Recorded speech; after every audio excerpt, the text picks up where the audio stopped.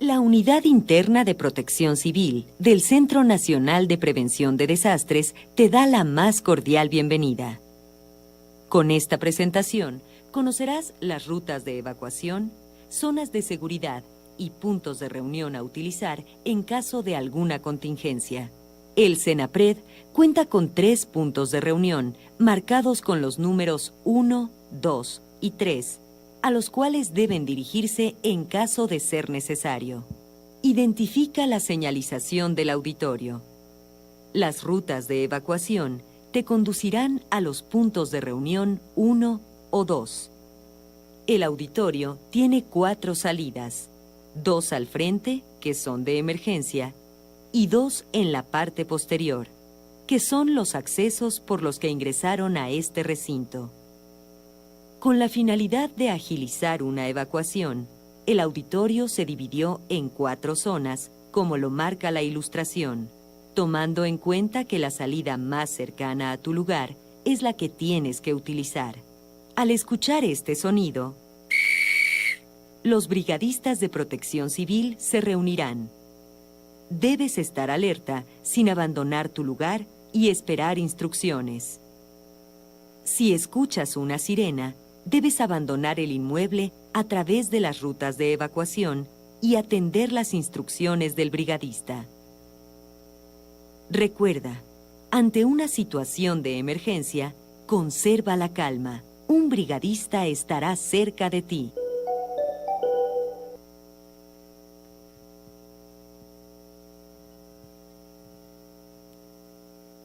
Muy buenas tardes a todas y a todos. Estamos en esta tertulia mensual.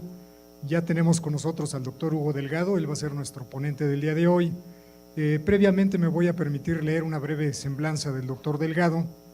Él es ingeniero geólogo, egresado por la Facultad de Ingeniería de la UNAM, con maestría y doctorado en ciencias por la Universidad de Tohoku del Japón. Su actividad académica comprende estratigrafía volcánica, relaciones volcanismo-tectónica, geoquímica de gases volcánicos, estudio de glaciares en volcanes activos y evaluación de peligros naturales. Actualmente el doctor Delgado, además de fungir como director del Instituto de Geofísica de la UNAM, es investigador titular C de ese mismo instituto, profesor de la Facultad de Ingeniería y del posgrado en Ciencias de la Tierra. Además, es miembro del Sistema Nacional de Investigadores con nivel 3 y ha sido presidente del Comité Científico Asesor de Fenómenos Geológicos del Sistema Nacional de Protección Civil, también miembro del Comité Científico Asesor para el Estudio de la Actividad del Volcán Popocatépetl. Es fue presidente fundador de la Asociación Latinoamericana de Volcanología, ALVO, y fue vicepresidente de la Asociación Internacional de Vulcanología, IAPSEI. Es corresponsal mexicano del Servicio Mundial de Monitoreo de Glaciares y actualmente es el coordinador del Programa de Nieves y Hielos de Latinoamérica de la UNESCO y preside una asociación científica internacional de la Comisión Conjunta de Volcanismo y Hielos que pertenece a la Unión Internacional de Geodesia y Geofísica. También tiene una amplia producción académica, producción escrita en artículos científicos, revistas, libros nacionales y extranjeros. Es un placer, doctor, que esté con nosotros. Le damos la palabra y un aplauso. Gracias. Muchas gracias. Muy buenas tardes tengan todos ustedes.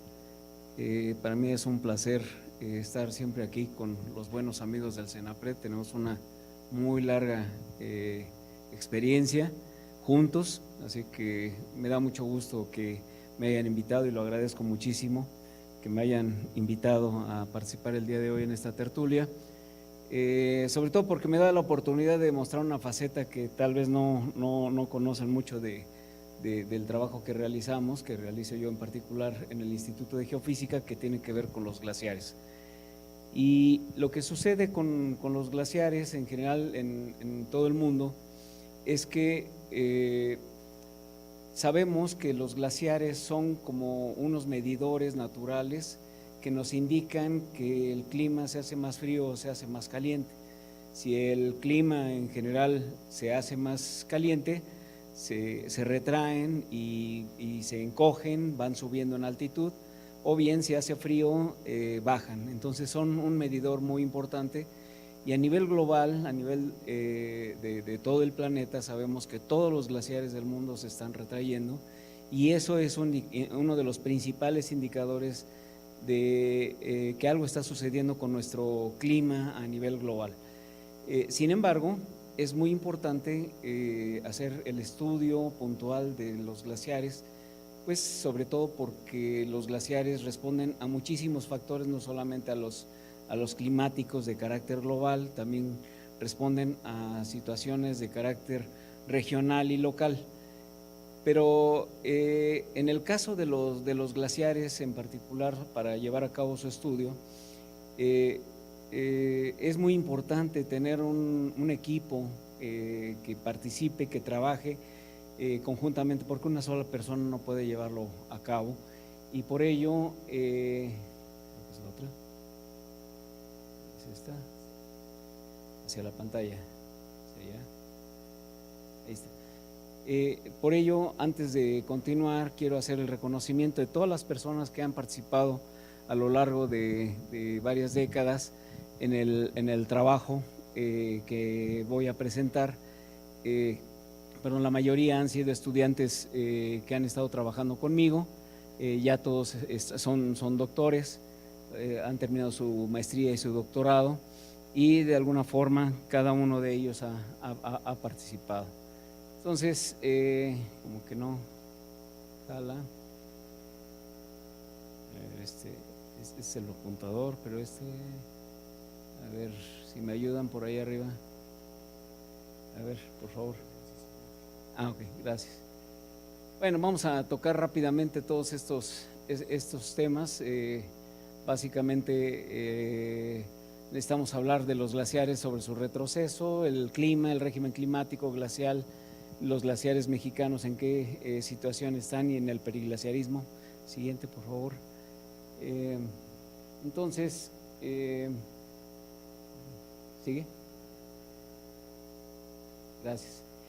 La primera parte, y no ilustré a propósito, es la pregunta de qué es un glaciar.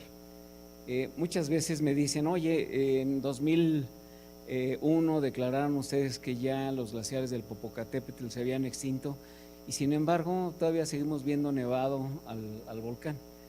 Son varias premisas que se tienen que cumplir para que un glaciar se considere como tal. El primero es que, y es muy importante, es que debe tener un régimen de acumulación y pérdida, o bien en un momento dado ya de pérdida, ya cuando están formados. ¿Qué quiere decir la acumulación? Que cuando cae la nieve, esta nieve debe de permanecer por más de un año, pero no solamente su permanencia, sino también es el metamorfismo de la nieve, que se convierte de un copo de nieve hasta lo que se llama el hielo de glaciar. El hielo de glaciar, mineralógicamente hablando, es una evolución completa de la nieve. Tienen exactamente la misma estructura, pero el copo de nieve tiene mucho aire en su estructura. Y conforme se va transformando, conforme va metamorfoseándose el cristal de nieve, va cerrando los espacios, saca el aire y va creciendo entonces el cristal. Y entonces los glaciares están constituidos de hielo de glaciar, y se alimentan con la nieve estacional, y si esa nieve estacional sobrevive más de un año, empieza el metamorfismo de la nieve y entonces se da la acumulación. Y también tienen un régimen de pérdida que está dado por varias características, sobre todo cuando rebasan un cierto nivel en el que hay una altitud a la cual ocurre la acumulación, pero después de esa línea, que es la línea de equilibrio, el glaciar pierde masa, es decir, se funde. Entonces, ese equilibrio y ese juego que todo el tiempo tiene los glaciares de acumulación y pérdida es lo que define realmente a un glaciar. La otra es que tienen movimiento, los glaciares normalmente tienen movimiento. Entonces ya con esa premisa vamos a ver, creo que ya nos brincamos, la siguiente por favor. Y bueno, vamos a ver qué pasa con los glaciares y en particular con los glaciares mexicanos. Entonces, siguiente por favor. Con esta premisa, si le hacen clic a la imagen de arriba, para que se vea el video, por favor. Lo que viene a suceder aquí es que para que haya este proceso de acumulación necesitamos pues obviamente que haya precipitación. Si estamos por encima de lo que se llama la isoterma 0 grados centígrados, toda la precipitación arriba de esa altitud va a ser precipitación sólida. Y aquí lo que estamos viendo es cómo se da la precipitación en los diferentes sectores. Uno de los factores por los que ha habido glaciares en México es porque nuestras montañas han tenido una altitud que es más arriba de lo que se definiría como la línea de equilibrio o la isoterma 0 grados. Es decir, para que permanezca el hielo en estado sólido, el agua en estado sólido, necesitamos que haya una temperatura inferior a los 0 grados. Entonces, solamente las altas montañas de todo el mundo, y de acuerdo a la posición latitudinal, se va a crear realmente los glaciares. Y lo que sucede aquí es que en ese video que ustedes están viendo, en el color azul intenso, lo que vemos es lo que se llama la zona intertropical de convergencia, es decir, donde se dan todas las precipitaciones.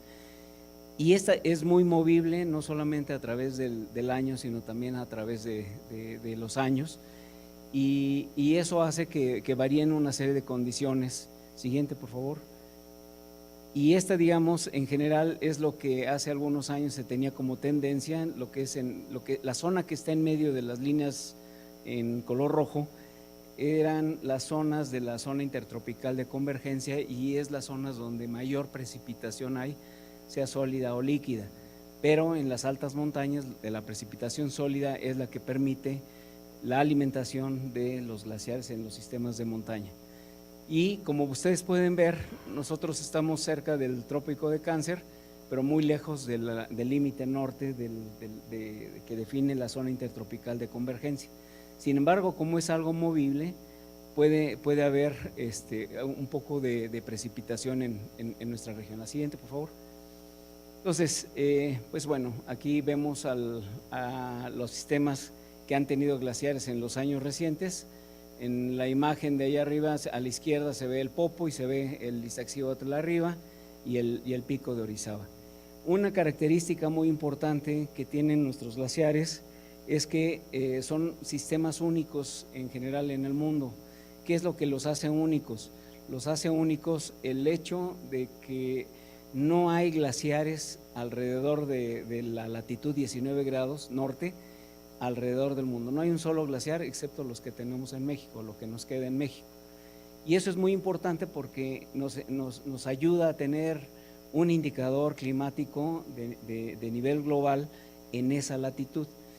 Los glaciares con los que más o menos a veces podemos comparar los datos que tenemos están del otro lado, en el hemisferio sur, entre 16 y 18 grados sur en Bolivia, particularmente son los más parecidos a los glaciares mexicanos. Luego vienen los colombianos, pero esos están entre los 10 grados norte, que pues, en realidad están prácticamente en el Ecuador, y en los 2 grados sur. Los de Perú, que están entre 8 y 14 sur. Los de Ecuador, pues ya son prácticamente ecuatoriales, lo mismo que los africanos. Y con esto lo que vemos es que realmente esta condición geográfica es lo que hace únicos a nuestros glaciares, y por eso es tan importante reconocerlos antes de que desaparezcan. Siguiente. Entonces, los glaciares mexicanos, de alguna forma los viajeros los empezaron a estudiar a principios del siglo XX. Ha habido colegas del Instituto de Geografía y también en su momento del INA, del Instituto Nacional de Antropología e Historia, que estudiaron los depósitos de los glaciares y han trabajado en lo que se llama la geología y la geomorfología glacial. En 1959, 1958 fue el año geofísico internacional, y como parte de las actividades de la Unión Internacional de Geodesia y Geofísica, se llevó a cabo a nivel global el primer inventario de glaciares. Entonces, como no había glaciólogos en México, le dijeron al primer montañista que tenía formación académica y le pidieron de favor que lo hiciera. Entonces un arqueólogo, el profesor José Luis Lorenzo, en el INA, pues se aventó, y gracias a él tenemos el primer registro del primer inventario glaciológico de nuestro país. Posteriormente, pues ya lamentablemente pues no hubo quien continuara su trabajo, pues hasta que llegué yo. De hecho, cuando conocí al profesor Lorenzo, pues me abrazaba y todo. Yo no entendía por qué tanto entusiasmo conmigo, pero es que habían pasado ya prácticamente casi 40 años desde la última vez que él había hecho sus estudios, hasta que llegué yo y le seguí la corriente y me dediqué a trabajar en ello. La siguiente, por favor. Pero es muy importante no nada más tener el inventario, cuánto tenemos de hielo glacial, sino necesitamos saber cuál es la magnitud del retroceso, las variaciones que tiene el espesor. Es muy importante conocer las variaciones climáticas, a qué altitud está la línea de equilibrio, si es que la había, el balance de energía, el balance de masa. Todo ello es muy importante, siguiente, de ser reconocido. Y pues de ahí surgían muchísimas preguntas que poco a poco las hemos venido tratando de contestar. Repito, con todos los estudiantes que se han aplicado y que han hecho verdaderamente un trabajo casi, diría yo, heroico, porque realmente es un trabajo bien pesado. Pues todas estas preguntas surgen incluso desde el momento en que dice uno, bueno, los glaciares mexicanos, ¿qué tipo de glaciares son? No casaban con ninguno de los que están en la clasificación, y sobre todo por ahí de los 80s, cuando comencé mi trabajo como corresponsal nacional ante el Servicio Mundial de Monitoreo de Glaciares, yo tenía que llenar formatos y decían el tipo de glaciar. Yo decía, pues sepa. Entonces, pues me las inventaba, ¿no? Más bien de carácter geomorfológico, pero hoy en día ya tenemos una idea, y de eso se trata realmente la charla, mostrarles todo lo que actualmente sabemos, bueno, una buena parte de lo que nosotros sabemos actualmente los glaciares. Siguiente, por favor. Entonces vamos con el retroceso en el pico de Orizaba, la siguiente. Aquí, lamentablemente, por las prisas del trabajo que tenía que hacer el profesor Lorenzo en los 50s, se cometieron unos errorcitos de carácter cartográfico. Aunque si bien la descripción era bastante buena de diferentes lenguas, que son estas 8 lenguas, y varios que se consideraban en realidad glaciares independientes, el problema que tuvieron fue un problema cartográfico y una falla en la estimación real del tamaño. Siguiente. Y lo que nosotros hicimos, una vez que descubrimos que ese tenía un problema serio, tomamos las fotografías que usó el profesor Lorenzo y se hicieron una serie de restituciones y logramos, sin perder la misma conformación que tenían los glaciares del Pico de Orizaba cuando hizo su trabajo el profesor Lorenzo, y se recalculó, y de 9 kilómetros cuadrados llegamos a 2 kilómetros cuadrados, que para el caso de México de todas maneras constituía el sistema glacial más grande que había en México. Siguiente. Aquí ya trabajando directamente con una serie de elementos cartográficos, es una evolución, hay demasiados números, pero digamos la tabla de la derecha lo que nos está implicando es cuánto hielo en área se ha perdido por año. Entonces, cada número negativo pues es obviamente una pérdida. Los números positivos en 2001 y en 2007 implican avance, es decir, se incrementó su área por una serie de cuestiones de carácter climático, pero estamos viendo que en general la pérdida en área es más o menos comparable con la que se ve en general, digamos, menos 30,000 metros cuadrados por año, en general entre 2004 y 2010, comparable con el Songo en Bolivia y el glaciar Lewis en Kenia. O sea, más o menos estamos en pérdida en el mismo orden de magnitud. Siguiente, por favor. Este mapa, producido por Jorge Cortés en su trabajo de tesis doctoral, nos muestra cómo el glaciar se viene retrayendo, y el azul más intenso en el centro es el año 2010, en el que se muestra el tamaño más o menos que todavía se conserva, aunque ahora es un poquito más pequeño. Siguiente. Se hicieron ahora para este tipo de investigaciones una serie de estudios que implicaban no nada más el reconocer el área, sino también ver cómo evoluciona el frente glacial. Siguiente. Y aquí vemos varias imágenes que nos muestran cómo va evolucionando el glaciar, pero en esta gráfica aquí a la derecha podemos ver cómo viene retrocediendo el glaciar, y al decir retrocediendo es que el frente glacial va siendo cada vez más elevado. Entonces va alcanzando altitudes cada vez mayores. Siguiente, por favor.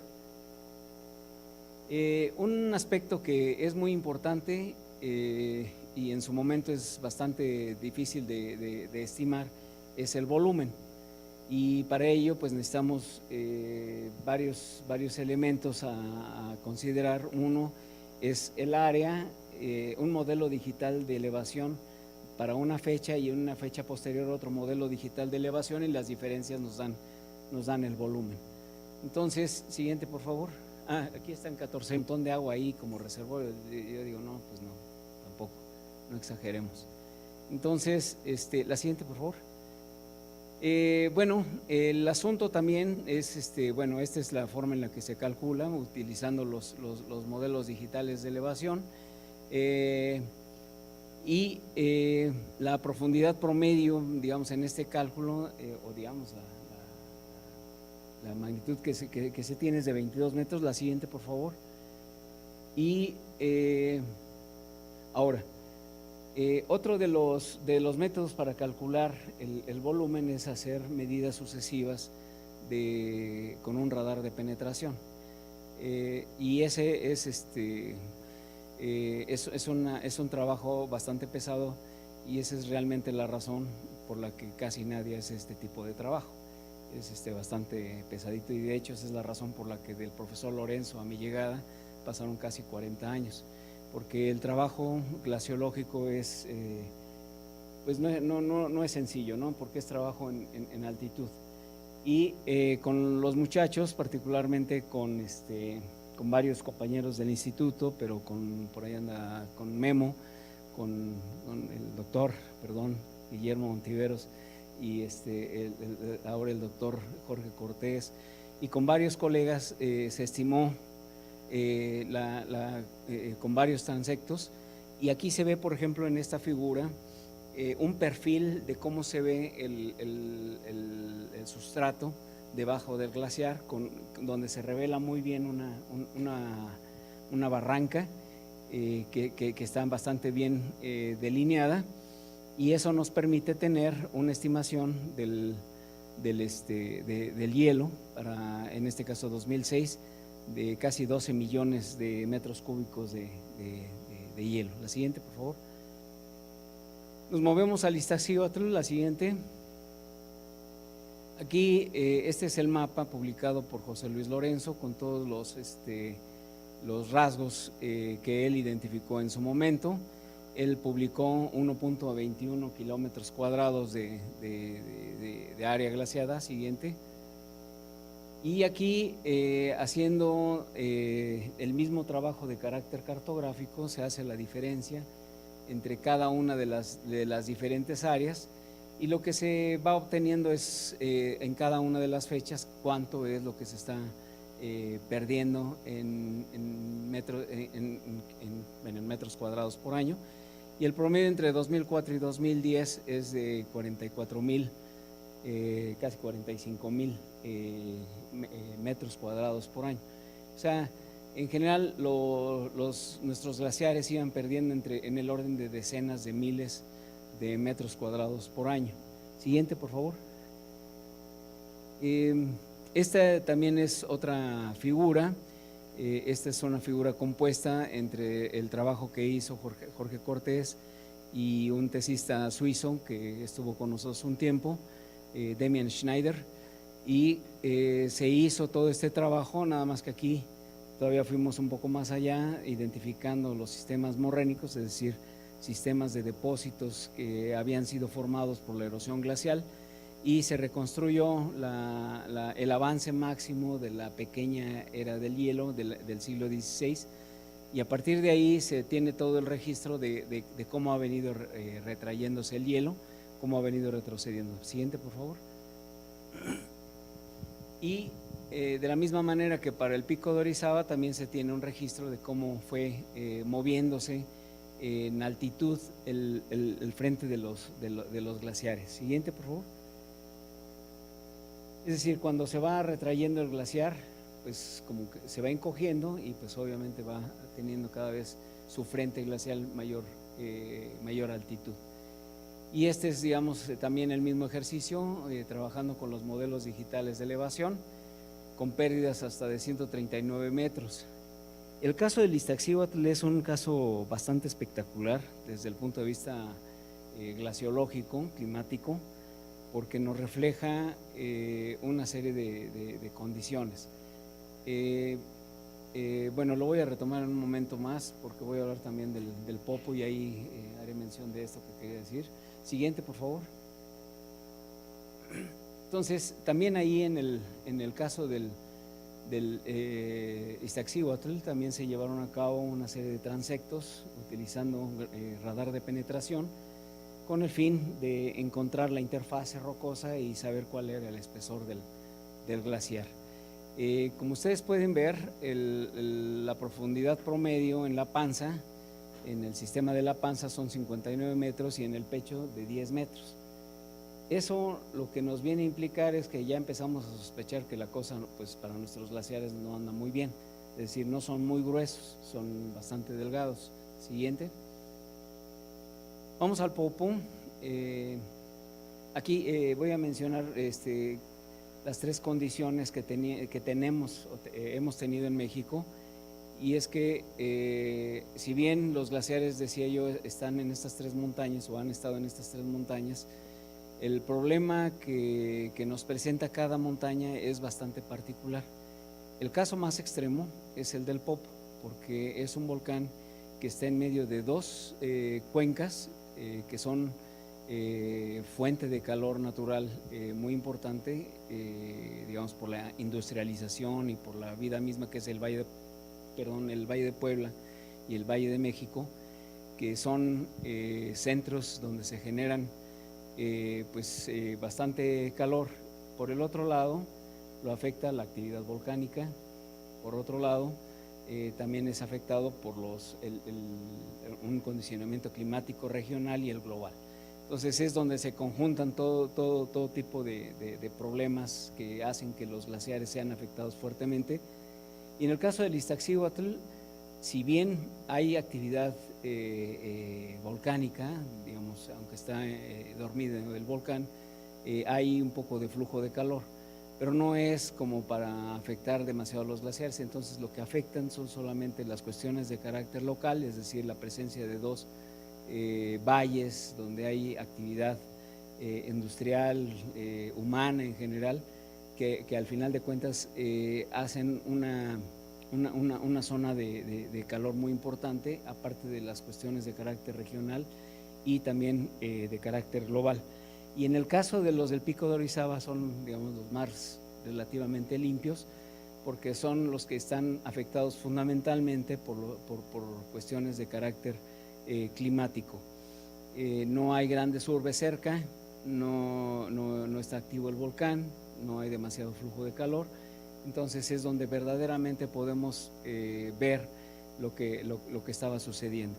Y entonces aquí en el Popo, siguiente por favor, este es el mapa que publicó el profesor Lorenzo en los 50s y se ve una definición de tres glaciares. Sí, por favor, la siguiente. Y la evolución glacial del Popocatépetl está aquí, el área glaciada total de 1958, casi 1 kilómetro cuadrado, se disminuye hasta 0.26 en el año 2000. Entonces, aquí pasa una cosa, los glaciares del Popocatépetl vienen retrocediendo de acuerdo a los condicionamientos climáticos, como las otras dos montañas, pero cuando empieza la actividad eruptiva su retroceso es muy dramático. La que sigue. Entonces aquí están las tasas de retroceso de 58 a 1982, el orden de lo que habíamos dicho, del orden de las 10.000, digamos de las decenas de miles de metros cuadrados por año. Y hubo digamos, no fue tan intensa la pérdida en el Popocatépetl entre el 82 y 96, pero una vez que empieza la erupción del volcán, entre 96 y 97 se tiene el mismo orden de magnitud que se tenía anteriormente, pero después se duplica, después casi se cuadruplica y hasta que desaparece en el año 2001. ¿Por qué decimos que desaparece? Porque en realidad el glaciar deja de tener acumulación y pérdida, deja de tener movimiento y lo único que quedan son cuerpos de hielo glacial, sí, pero que ya son realmente lo que se conocen como séracs. Siguiente, por favor. Entonces, es, digamos, cartográficamente la historia del retroceso glacial del volcán Popocatépetl. Siguiente, por favor. Y esto es a lo que nos referimos en estos mapas que están aquí a la derecha. Los colores más intensos en el azul implican que son las zonas donde mayor pérdida hay de un año al otro o de una imagen a la que sigue. Trabajando con los modelos digitales de elevación, va uno llevando a cabo restas. Y al final de cuentas vemos que en los primeros años de la erupción pues sí había algo de pérdida, pero conforme va avanzando ya en el año 2000 tenemos una pérdida impresionante del hielo en prácticamente toda la superficie glacial, y esta es una imagen pues ya del año 2000 en el que se ve uno de estos séracs que todavía quedan sobre la montaña. El sustrato donde están estos cuerpos de hielo es un cuerpo de lava. Y ahora interesantemente es que sucede una cosa, la erupción con la emisión de materiales y sobre todo balísticos y una serie de productos, el glaciar se retrae y prácticamente pierde todas sus características. Sin embargo, conforme va pasando el tiempo y va evolucionando la erupción, va acumulando, como se ve aquí, una cantidad de material encima del hielo. Y entonces sucede lo contrario, el hielo preserva, las cenizas y los materiales piroclásticos preservan el hielo. Por esa razón es que todavía no desaparece por completo el hielo del Popocatépetl. Si el volcán se apagara, digamos, en estos días, a lo mejor podríamos ver una regeneración del hielo glacial y tendríamos tal vez regeneración del glaciar por al menos unas décadas, a lo mejor. La que sigue, todo depende de una serie de cosas que voy a mencionar más adelante. Aquí están todos los datos de los tres volcanes, de sus glaciares, y vemos ya cómo está la tasa de retroceso en términos de ascenso altitudinal, y en general vemos que el pico de Orizaba es el menos afectado en general, después el Iztaccíhuatl, pero el Popocatépetl siempre fue un poquito irregular hasta que prácticamente desapareció. Pero el orden de magnitud de sus pérdidas, decía yo, en el orden de las decenas de miles de metros cuadrados, es más o menos similar en general. Y la siguiente, por favor. Ahora, para poder entender lo que le pasa a nuestros glaciares, pues tenemos que estudiar todos y cada uno de los factores que en general lo afectan.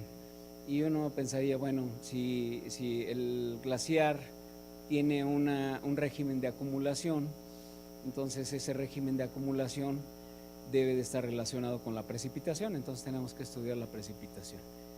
Pero para saber si la precipitación es sólida, pues necesitamos saber cómo está la temperatura y en las diferentes altitudes. Nada más que aquí tenemos un pequeño problema. Si queremos verlo en términos temporales, pues no tenemos herramientas, es decir, no hemos instalado estaciones meteorológicas a la altura de donde están los glaciares. Entonces, aquí Jorge Cortés se las ingenió para hacer unas estaciones virtuales y utilizando datos de reanálisis. Y con estos datos de reanálisis establece 3 estaciones y les va dando seguimiento a través del tiempo. La siguiente, por favor. Entonces aquí los datos del reanálisis nos están indicando en términos de temperatura que en general la temperatura tiene una pendiente que va para arriba, es decir, va aumentando la temperatura a la altitud en la que están los glaciares, y podemos ver claramente que si bien no es así tampoco tan espectacular, no esperaría uno una curva de ascenso impresionante, pero sí es sostenido el incremento de la temperatura a través del tiempo y aumentando con respecto al tiempo. La siguiente, por favor. Sí, esta es la temperatura del aire. La siguiente, por favor.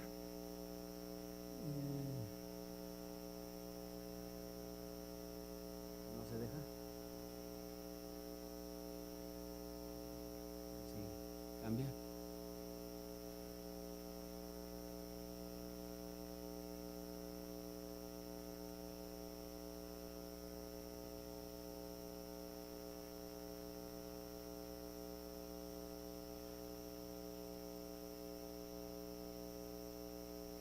Ahí está. Obviamente hay una serie de datos que nos están indicando que hay una serie de anomalías, hay valores extremos, y algunos de ellos tienen alguna correlación con otro tipo de eventos. Algunos de ellos tienen que ver con la variabilidad climática, es decir, con eventos como los del Niño, la Niña. Y ahí es donde, pero en general el patrón de cómo se está comportando la temperatura es de incremento. La siguiente. Este es básicamente cómo se comportan la temperatura mínima, la máxima y el promedio a lo largo de todo un año durante el periodo de observación, y vemos pues lo que es obvio, las temporadas más calientes son entre abril y mayo, no deja de ser caliente también agosto, septiembre, julio, y disminuyen hacia el fin de año, principios de año. Siguiente, por favor. Aquí tenemos las temperaturas a 500 milibares, es decir, más o menos a la altitud en la que están los glaciares. Esta es la distribución de esas temperaturas. Siguiente, por favor. Y esta es la oscilación diurna de la temperatura en el área del glaciar norte del pico de Orizaba. Estamos hablando en términos de tener en la madrugada, por ejemplo, y a medianoche, temperaturas de menos 3 grados centígrados, que pueden llegar hasta menos 2 grados centígrados, y estas son las oscilaciones. Ahorita me estoy acordando que me faltó unas gráficas por ahí, pero tenemos unos datos que eventualmente, bueno, instalamos, ¿cuándo fue? 1999 por ahí, o 2000, instalamos unas estaciones glaciológicas a sangre y fuego, porque realmente costó mucho trabajo instalarlas, y durante el tiempo que estuvieron funcionando unos termopares que localizamos a diferentes profundidades, nos dimos cuenta que la temperatura que tiene el hielo a 2 metros de profundidad no es muy baja. De hecho está en el orden de, la más baja anda por menos 1.5, pero en general andan en temperaturas cercanas a los 0 grados. Y cuando vemos las temperaturas del aire, es como empezamos nosotros a percibir la vulnerabilidad tan grande que tienen nuestros glaciares. Es decir, estando tan cerca del punto de fusión, prácticamente es un milagro que todavía esté ahí un cuerpo de hielo. Siguiente, por favor. Ahora vemos la precipitación. La precipitación tiene una tendencia aquí también muy leve la inclinación, pero es una inclinación negativa, es decir, disminuye la inclinación. Y aquí es importante señalar lo que se veía en una de las primeras diapositivas de la zona intertropical de convergencia. Ha habido años en que esta llega y ha habido precipitaciones enormes en las cercanías de nuestras estaciones, pero lo malo es que a pesar de que hay mucha precipitación, ocurre esta precipitación, aunque es sólida, se va de inmediato, porque la precipitación, como vimos en una de las gráficas, ocurre en los meses en los que tenemos las más altas temperaturas. Entonces la nieve estacional se va, pero rapidísimo. Siguiente, por favor. Bueno, esto es digamos por meses, que tiene que ver con lo que mencionaba. Los meses en los que hay mayor precipitación es entre mayo y septiembre, y son justamente los meses en los que mayor temperatura hay. Entonces, si bien a veces tenemos precipitación sólida, la probabilidad de que esta permanezca es bastante baja. La siguiente. Es decir, si nosotros quisiéramos ver un proceso importante de acumulación en la precipitación sólida, debería esta de ocurrir a finales o principios de año, que sería cuando pudiésemos tener acumulación, digamos precipitación, pero además la temperatura ambiente le permita permanecer por un tiempo mayor a los cuerpos de nieve. Bueno, esos son los valores extremos. Siguiente, por favor. Y bueno, también la humedad relativa es importante verla, pero bueno, también vemos que las etapas en las que hay mayor humedad relativa, pues es cuando tenemos las más altas temperaturas entre mayo y octubre. La siguiente, por favor. Entonces, podemos definir esta evolución en términos de estos dos aspectos, pero la que sigue es muy importante. Otro tipo de factores que son muy importantes, no nada más quedarnos con este tipo de datos climáticos, necesitamos conocer más de otros factores como lo es la radiación. La radiación solar, al final de cuentas, tiene una influencia muy fuerte sobre el hielo glacial. Para ello, decía yo que instalamos un par de estaciones sobre el Iztaccíhuatl. Están alrededor de 5.200 metros de altitud, no más que una está sobre la morrena, es decir, sobre tierra firme, y la otra estación está todavía está ahí, encima del hielo glacial. Entonces, teníamos instrumentadas las dos estaciones pues con equipos, sensores para medir con ultrasonido, medir digamos, la distancia de la estación al piso, de manera que pudiésemos calcular la precipitación. Teníamos los comunes y corrientes de cualquier sistema de medición climatológico, para anemómetros, termómetros, medidores de presión, etcétera. Pero lo más importante para esta estimación era contar con una serie de instrumentos, piranómetros y radiómetros, para que nos pudiesen dar una información que era fundamental. De hecho, esta fue la tesis de maestría del doctor Ontiveros. Siguiente, por favor. En la que se estima el balance de energía. A ver si nos podemos mover. Y un par de cosas que son importantes dentro del balance de energía y que es lo que más afecta a nuestros glaciares es, por un lado, la radiación neta y por el otro lado, el calor latente. Y la siguiente, con el balance de energía vemos que en realidad, independientemente de las características climatológicas de la región, vemos que la radiación es tan fuerte que realmente tiene un efecto muy importante sobre la superficie de hielo glacial.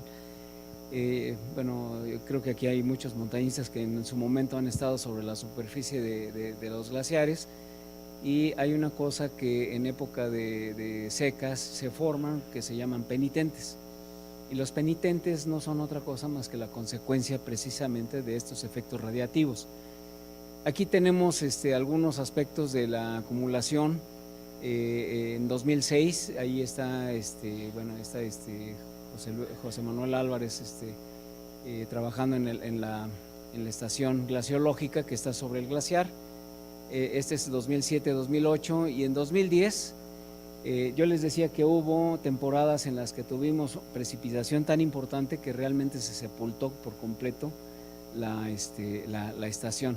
Eran cosas realmente, hasta que instrumentamos la montaña nos dimos cuenta de muchísimos procesos que están ocurriendo en la altitud, de las cuales antes no nos dábamos cuenta, hasta que pues de repente perdemos datos, porque de hecho algunos instrumentos se perjudicaron con este tipo de cosas. Por ejemplo, los anemómetros, pues les caía la ventisca y de repente ¡pac!, se rompía el anemómetro porque tenía mucho peso de hielo acumulado. Y hemos tratado de buscar la mejor manera de sustituir los equipos de manera que sean más resistentes. Y aquí es una cosa muy interesante, o sea, no compramos al trancazo, compramos los sensores que estaban recomendados para trabajo glaciológico. Y a mí me maravillaba que exactamente los mismos instrumentos, cuando visitaba yo a los colegas ecuatorianos, colombianos, peruanos, no les pasaba nada, o sea, todos así completitos, no perdían la instrumentación. Y yo decía, ¿por qué a nosotros nos va tan mal? Y un día estuve en una charla con un amigo suizo y a él le pasaba lo mismo, nada más que su estación estaba en Groenlandia. Entonces yo decía, realmente tenemos un sistema glaciológico muy interesante, pero además sui generis. O sea, si bien ya había yo mencionado que nos costaba mucho trabajo encontrar la clasificación y la tipificación de nuestros glaciares, pues con estas cosas realmente hasta la instrumentación nos indicaba que los glaciares se traían algo. Por favor, la siguiente. Ok. Para poder entender qué es lo que está pasando en la altitud, y dado que no tenemos estaciones que nos den una información a lo largo de décadas, que es donde podemos realmente concluir de manera definitiva cosas relacionadas con la evolución del clima, pues empezamos a utilizar todo lo que había a la mano. Una de ellas fue recopilar los datos de radiosondeo en México.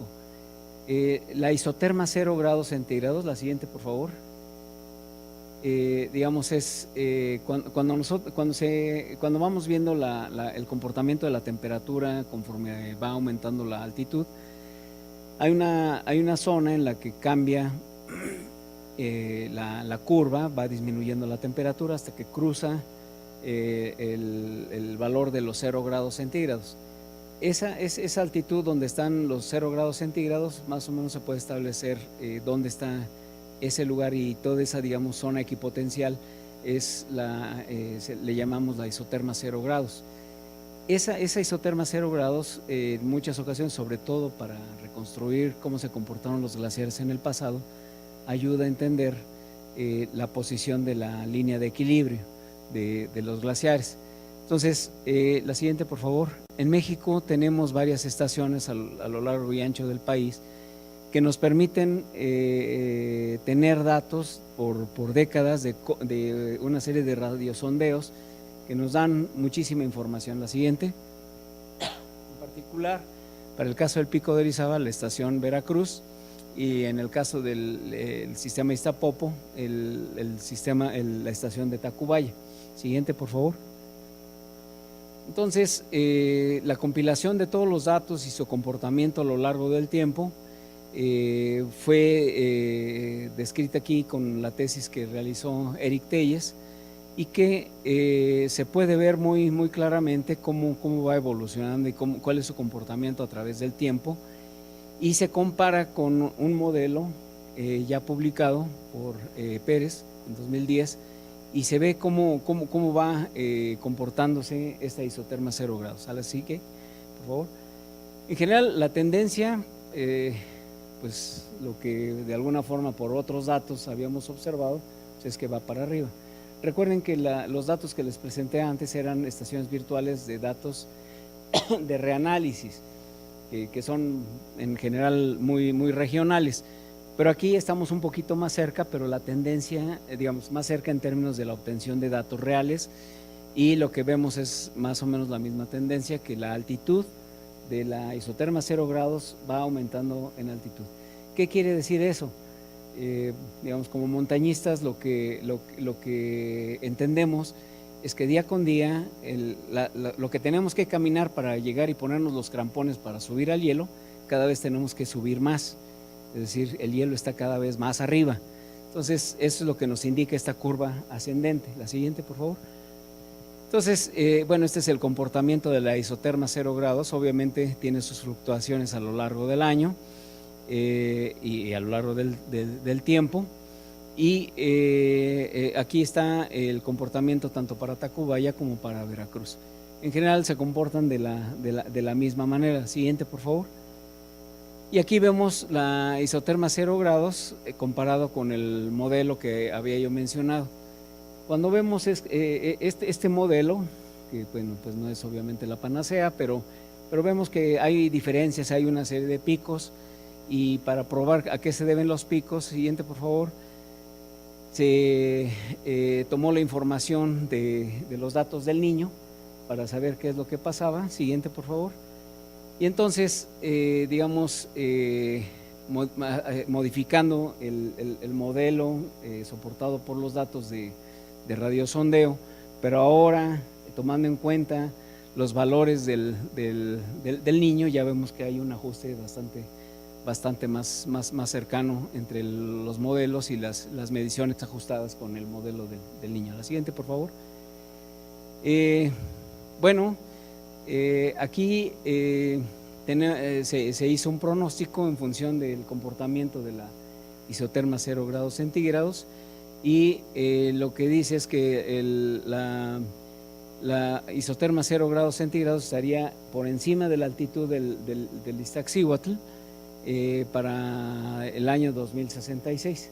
Claro, pues este es un modelo. Lamentablemente la mala noticia es que el futuro ya nos alcanzó y prácticamente está actualmente la zona de equilibrio, la línea de equilibrio prácticamente está arriba de los 2.000 metros, de 5.000 metros, perdón, y pues eso lo que implica es que le quedan muy poco tiempo a los glaciares del Iztaccíhuatl. La siguiente, por favor. Entonces, bueno, podemos decir muchas cosas del régimen climático característico de nuestros glaciares. Sabemos, número uno, que la tendencia de la precipitación es para abajo, leve, pero va para abajo. La temperatura leve, pero va para arriba. Y que la radiación es uno de los factores más importantes que están afectando a nuestros glaciares. La siguiente, por favor. Bueno, la siguiente, por favor. Ahora sí, ya con más información y con un poquito más de entrenamiento, porque al principio pues no teníamos tanta instrumentación y ya una vez entendiendo mejor cómo están las cosas, pues se quiso hacer una discriminación del régimen glacial que impera en los glaciares, particularmente los del Pico de Orizaba. Y para ello pues se requiere hacer el establecimiento de un balanza de masa que es fundamental. Ese precisamente es el trabajo de doctorado del doctor Ontiveros. Es un trabajo fenomenal, por eso es que nadie lo había hecho. ¿En qué consiste aplicar el método glaciológico? En principio es bien sencillo. Ustedes van sobre la superficie del glaciar, hacen una serie de perforaciones y colocan ahí una serie de estacas. Y se siembra, digamos, el glaciar en general con una serie de estacas. Y hay que ir cada mes a medirlas para saber cuánto es lo que hay desde donde está el piso, digamos, el hielo, hasta la parte de arriba. Y entonces, pues obviamente, cuando hay zona de acumulación, pues incluso hasta se les pierden las estacas, lo cual pasó con cierta frecuencia. Y no es que desaparezcan, o sea, la acumulación fue muy grande y cubrió por encima de las expectativas que teníamos de la altura de las estacas. Pero en la zona de ablación, las estacas empiezan a caer, pero es un sistema en general bien pensado, en el que son estacas pero están amarradas hacia diferentes porciones y va cayendo nada más la porción que va quedando fuera al descubierto. Y si quedan al descubierto varias, pues bueno, hay que sembrar otras, y en la zona de acumulación hay que sembrar otras, y entonces esa es la razón por la que en realidad no se habían estudiado los glaciares con ese detalle, porque no había habido alguien como el doctor Ontiveros para hacer todo este trabajo y darle seguimiento a través del tiempo. La siguiente, por favor. Entonces, esta es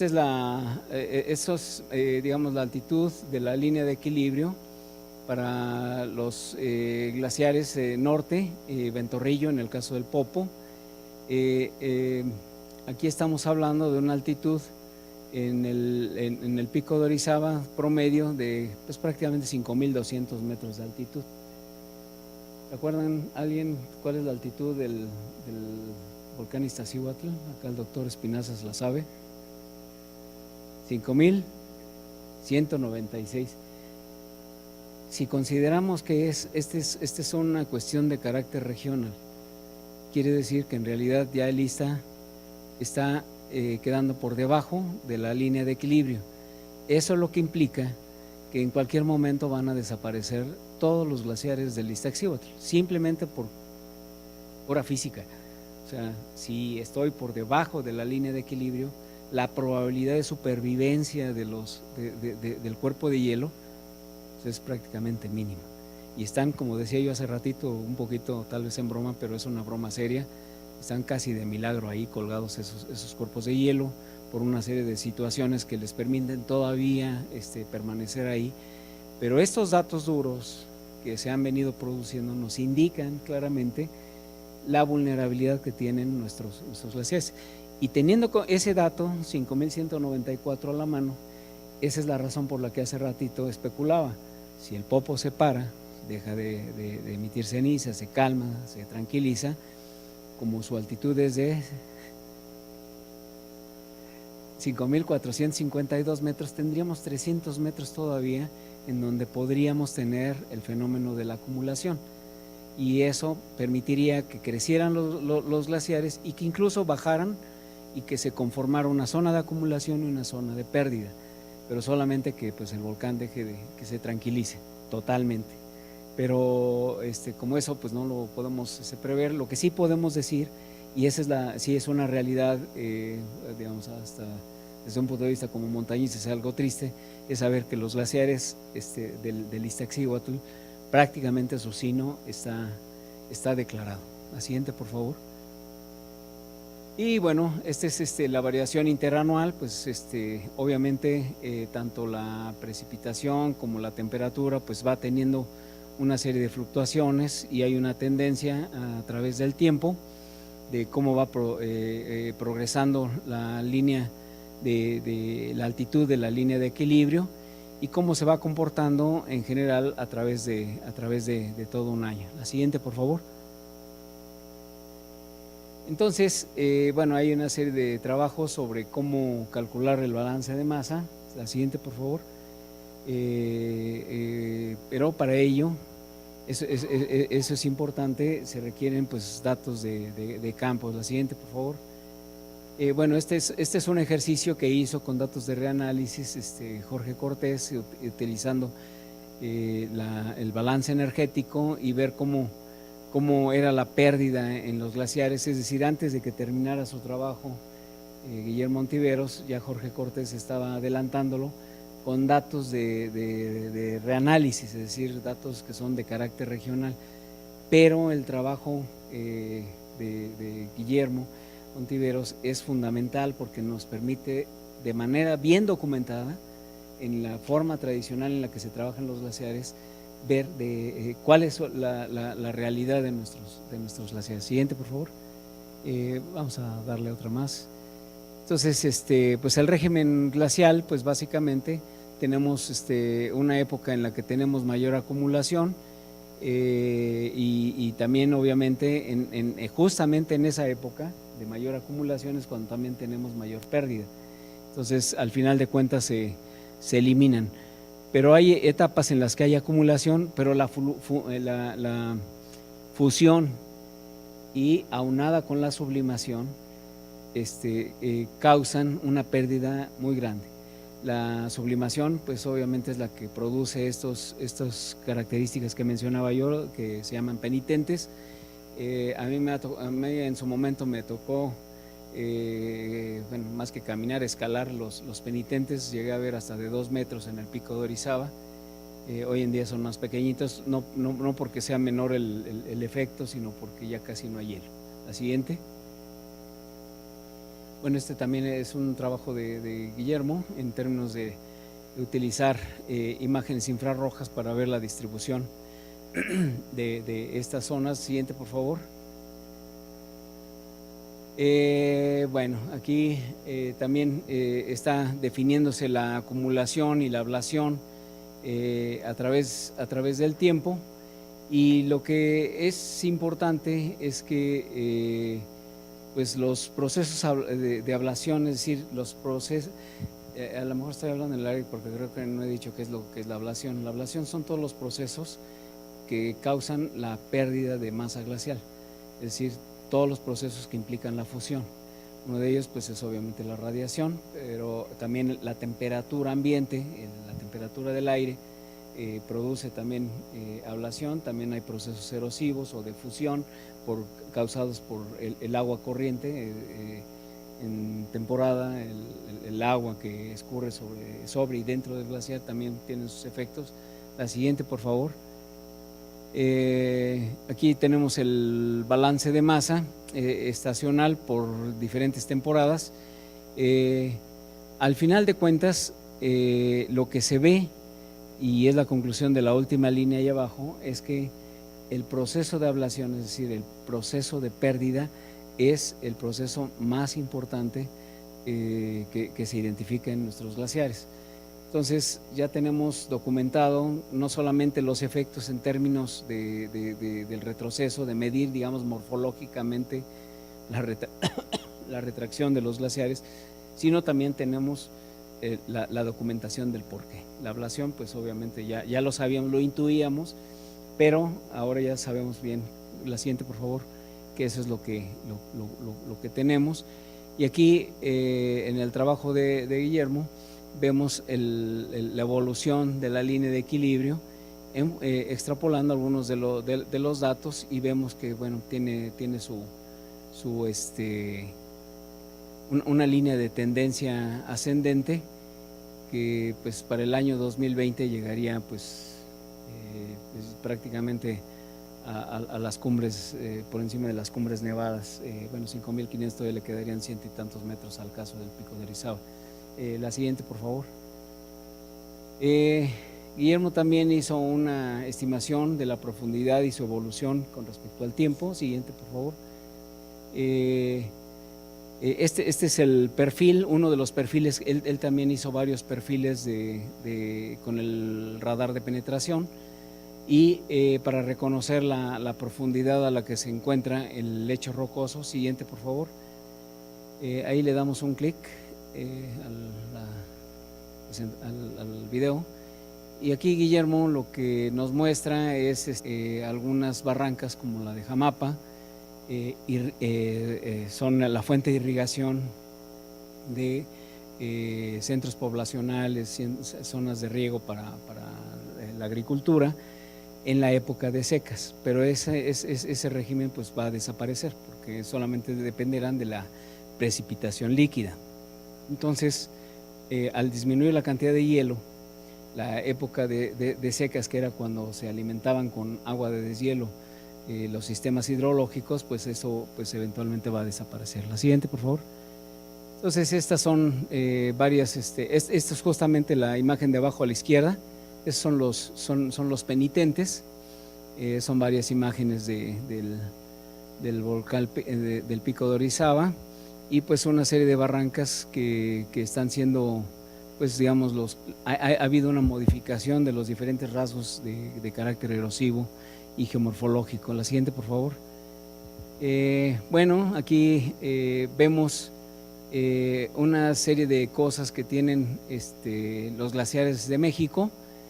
Hay diferentes tipos de glaciares. Están los tropicales, los subtropicales, los templados, y que son los de latitudes medias. Y como ustedes pueden ver, aquí hay una serie de condiciones con las que cumplen cada uno de ese tipo de glaciares. Y cuando vemos la lista de los glaciares de México, vemos que en realidad nuestros glaciares cumplen con las características de todos. Entonces son como un relajo, se parecen quién sabe a quién. Permiten ver que nuestros glaciares tienen características combinadas de diferentes sistemas glaciales, sean tropicales, subtropicales o templados. En realidad, nosotros incluso en su momento queríamos proponer una categoría aparte que fuera los glaciares mexicanos, pero pues como ya van a desaparecer, pues no va. La siguiente, por favor. Entonces, la siguiente, por favor. Este es básicamente más de esto. Ahora, ¿qué es lo que sigue? Digamos, quienes hemos venido trabajando en los glaciares, pues nos vamos a quedar sin chamba, sin materia de trabajo. Como dicen los abogados, ya no va a haber materia. Entonces, si no hay materia, pues no hay chamba. Pero todavía hay una cosa que lamentablemente se ha descuidado, no solamente en México, sino en general en el nivel internacional, que es el estudio de los procesos periglaciares. Cuando desaparecen las masas de hielo, como se ve aquí en la imagen de arriba, y queda el sustrato rocoso, hay una serie de procesos que ocurren en las zonas frías. Si bien eventualmente desaparecerían los glaciares de México, de cualquier manera son zonas donde ocurren una serie de fenómenos relacionados con las bajas temperaturas. Siguiente, por favor. Básicamente, realmente prácticamente del 2000, digamos, en general para acá, se ha venido intensificando la investigación de los fenómenos periglaciales. Y no es una coincidencia, simple y sencillamente que en Siberia, en Alaska, en diferentes lugares en Rusia, en las partes más nórdicas, De repente, donde antes tenían sus casas, de repente se empiezan a deformar. ¿Por qué? Porque las construcciones en esas ciudades, en esas poblaciones, estaban sobre suelos permanentemente congelados. Más que ahora con las temperaturas que están imperando, pues ese hielo empieza a deshacerse y entonces el suelo pues da de sí por razones lógicas. Y entonces es un tema que está surgiendo con bastante fuerza. La siguiente, el estudio del ambiente periglacial. Y es necesario también caracterizar el ambiente periglacial. Digamos, en los suelos, en las zonas frías, tienen lo que se llama la capa activa, la zona de donde está el permafrost o el suelo permanentemente congelado y el basamento. La siguiente, por favor. Entonces aquí este es el trabajo doctoral de Víctor Soto, se doctoró hace un mes más o menos con este trabajo y es un trabajo sumamente interesante en el que se utilizan una serie de sensores que nos dan la temperatura en el lugar en el que se coloca. La siguiente, por favor. Y en el caso del Pico de Orizaba se colocaron 5 estaciones. La quinta no se ve aquí porque estaba del otro lado, pero para poder comparar a diferentes sitios en la profundidad. Siguiente, por favor. Se colocan estos sensores a diferentes profundidades y se coloca también una pequeña estación meteorológica que nos permita ver cómo está la temperatura del viento y otros factores meteorológicos que nos permitan entender lo que está sucediendo en la superficie. Siguiente. Y de esa manera, construyendo este perfil, se va viendo cómo va evolucionando la temperatura a profundidad y a través del tiempo. La siguiente, por favor. Y la idea es entender dónde está el límite en este perfil que se mostraba, ver cuál es el límite en el cual se puede encontrar la temperatura que a profundidad garantiza, digámoslo así, que el suelo esté permanentemente congelado y por un buen rato. La siguiente, por favor. Y esos son los datos que obtuvo Víctor a través del tiempo. Realmente una de las estaciones es la de acá, que tiene menos 0.35, es la que verdaderamente, que es una de las más altas obviamente, nos está mostrando que sí tenemos permafrost como tal en el Pico de Orizaba. Siguiente, por favor. Entonces aquí, bueno, hay una serie de pruebas para ver el límite inferior del permafrost. Siguiente, por favor. Y también se identificaron una serie de rasgos que son típicos de estas zonas de suelos permanentemente congelados, como procesos de gelifluxión, crioclastia, levantamientos del terreno, hielo acicular, hielos intrusivos, y todo ello realmente lo tenemos en nuestro país. Aquí una cosa que es sumamente interesante es que si bien esto es digamos un asunto de carácter científico, de investigación, tiene cuestiones tiene implicaciones de carácter práctico muy importantes, ya que hemos tenido noticia que algunos deslizamientos importantes que se han dado en algunos de los flancos del Pico de Orizaba están relacionados precisamente con la fusión del permafrost. Entonces, sí es muy importante tener el seguimiento, no nada más por la curiosidad científica, sino también porque grandes masas de terreno, eventualmente convertidas en terreno inestable, pueden generar deslizamientos que eventualmente incluso puedan llegar a la población. El evento, ¿cuál fue cuando ocurrió? El que llegó muy cerca de Coscomatepec, porque ocurre lo mismo que con los otros deslizamientos. Llegan a formar represas y luego las represas se rompen y baja el agua hacia zonas bajas. Creo que fue hace un par de años, ¿no? Así que cuando lo supimos, pues ya era muy poco lo que se podía hacer, pero en realidad la cicatriz estaba muy arriba y por eso especulamos que tiene que ver con el permafrost, pero en realidad los agarró a todos desprevenidos porque no fue en época de lluvias, al contrario, este tipo de procesos ocurren en la época de secas. Siguiente, por favor. Y bueno, aquí hay más estructuras, talos de escombros, protalus, glaciar de escombros y hielo sepultado. La siguiente, por favor.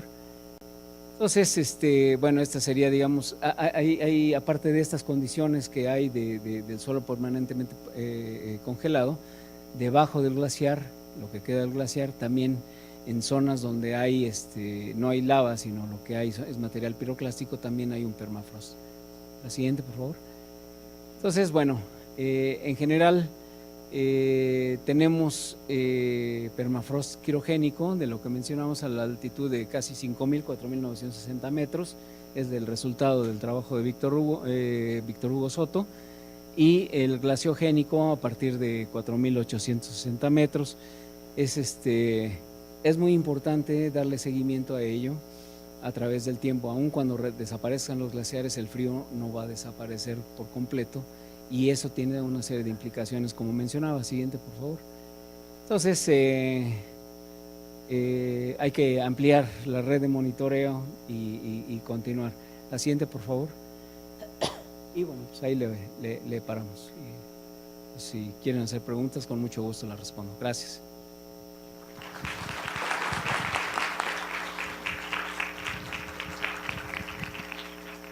Muchas gracias, doctor. Muy interesante la ponencia. Aquí mi compañera Marisela tiene el micrófono. Si alguien quiere hacer preguntas, por favor, levanten la mano para que recibamos un par de preguntas. Todavía tenemos unos minutos. Sí, perdón.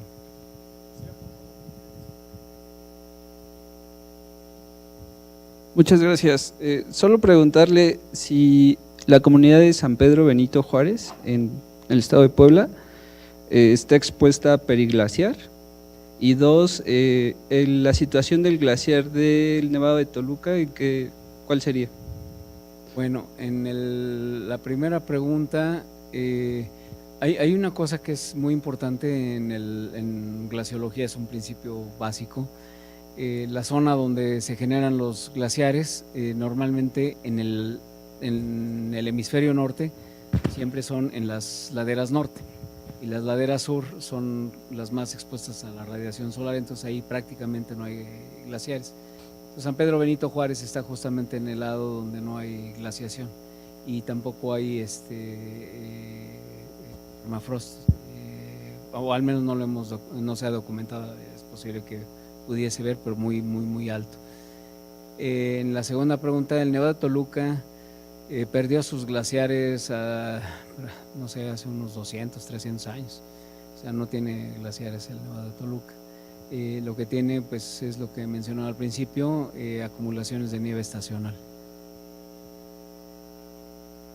De nada.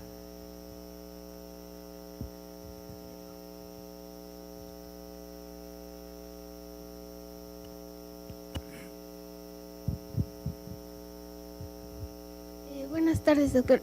Yo tengo una pregunta. ¿Ponen algún tipo de boya para identificar si es que el aparato que comentó que se resulta dañado o tal vez perdido, ponen algún tipo de boya para identificar en dónde se quedó o se pierde completamente? Las estacas que colocamos en el glaciar. Es muy difícil realmente hacer eso, lo hemos platicado bastante. Por ejemplo, si colocásemos algo que es muy pesado, eso puede hacer, como es una zona donde hay mucho viento, puede hacer que sin efecto glaciológico la estaca se pierda. Son estas balizas, digamos, de hecho las construimos con PVC, delgaditos, son prácticamente como cañas delgaditas, y entramos, son 1,5 metros, 2 metros. Son tramos de 2 metros, sí, pero se amarran con un hilo, o sea, con un lacito, se amarran cada uno de los tramos y se van enterrando, y queda realmente cerca de 2 metros fuera de la superficie, y son delgaditas y de color blanco para que ningún otro efecto tenga, digamos, una consecuencia en las mediciones. Por ejemplo, si fueran de color oscuro, habría fusión alrededor de la baliza. Entonces tiene que ser blanca. Y todo el tipo de efectos que puedan tener las balizas las tratamos de evitar. Entonces, pues colocar boyas, pues no. De hecho, una especie de boya era nuestra estación glaciológica sobre el glaciar. Está realmente flotando y moviéndose con la superficie del hielo glaciar. Y con todo y ello, las nevadas han sido tan extraordinarias, de más de 3 metros, porque la estación es más o menos esa su altitud, que han sido cubiertas y sepultadas.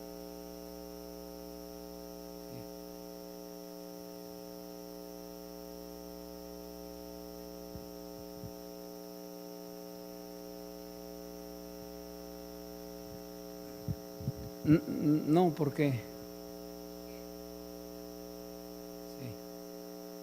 Sí, bueno, en primer lugar, pues son masas de hielo ya muy pequeñas. La cantidad de agua asociada pues no es muy grande.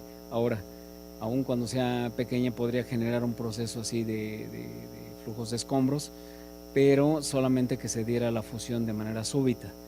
Pero digamos, si no es súbito, así como va, pues no esperaríamos que no hubiera una cosa así, ¿no? A menos que hubiese, pues no sé, se derrumbara parte de la montaña, que está difícil, pero digo, tampoco es imposible, y que en el proceso de remoción de masa el hielo en la bajada se funda y cree una mezcla de roca y hielo y agua. Solamente así, pero en realidad es, digamos, desde el punto de vista de otro tipo de peligros que tienen que ver con los lajares, digamos, la probabilidad viene disminuyendo. Digamos, la parte, si queremos verlo como algo positivo, la desaparición de los glaciares es que este otro tipo de peligros pues, disminuyen. ¿Sí? Habló sobre que en el Popo se podrá regenerar el glaciar, ¿no?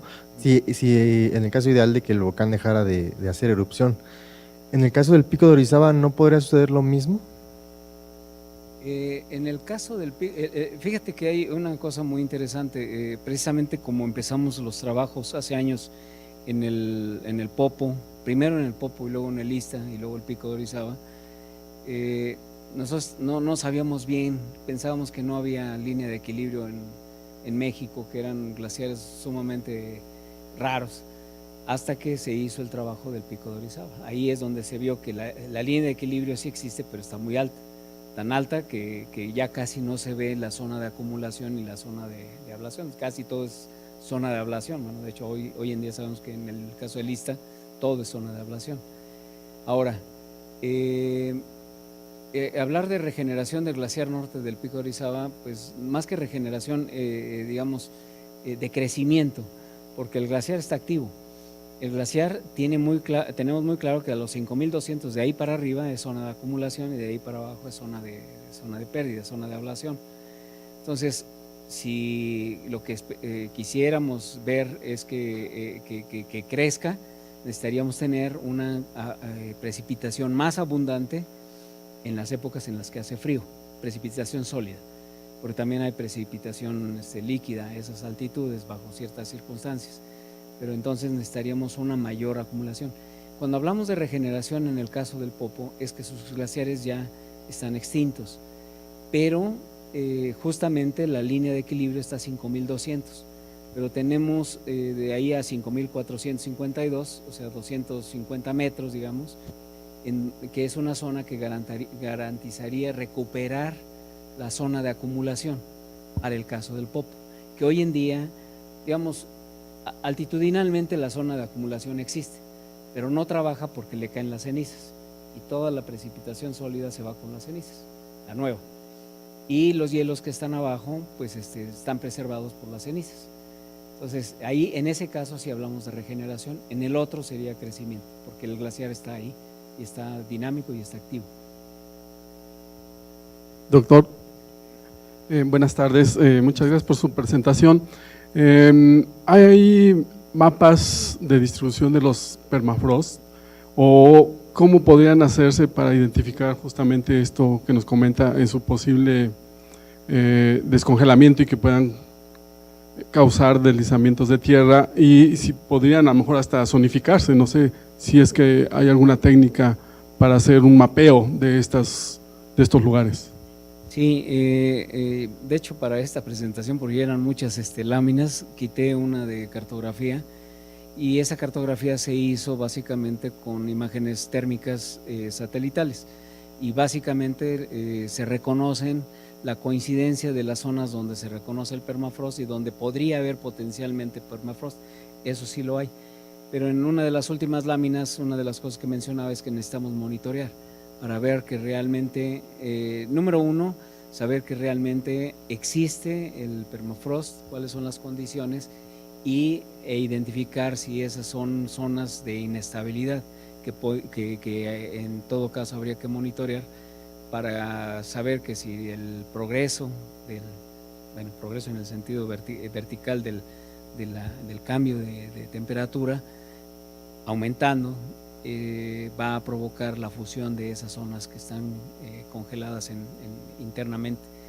Pero eso, digamos, ya es una etapa más adelante de tener, digamos, ahorita el trabajo que se plantea es la existencia de ese permafrost, ya se identificó, ya se caracterizó y se planteó más o menos dónde podría estar distribuido. Pero falta la corroboración, que eso es otro trabajo que debemos de hacer más adelante, ¿no? Cuando dice monitorear, ¿se refiere con imágenes o instrumentos colocados en el sitio? Okay. Con instrumentos. Gracias. Pues muchas gracias a ustedes por la invitación. Bueno, pues solamente para agradecerle al doctor Hugo Delgado a nombre del director general del CENAPRED, el ingeniero Enrique Guevara, y entregarle un reconocimiento por su colaboración. Muchísimas gracias, Hugo. Usualmente a los expositores les damos, junto con el reconocimiento, una foto del popo, pero como tú ya tienes una buena cantidad, en esta ocasión no te damos. Muchas gracias, Hugo.